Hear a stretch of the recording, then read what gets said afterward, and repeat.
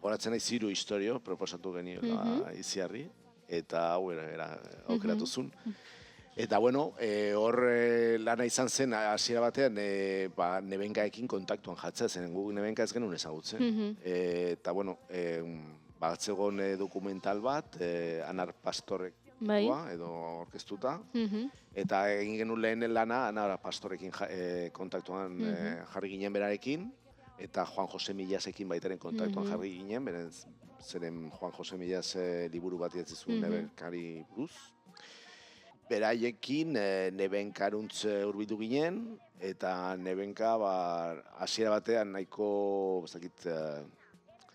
lotxati, bueno, ez lotxati, pixkat... Bai, zalantzak edukiko zituen, ez? Zalantzak, ez zaio gustatzen mediatikoki agertzea, gero bere bizitzako periodo baina pixkat pasatua zelon, eta pelikulan sartzea lan ikaragarria zen berantzako, ez?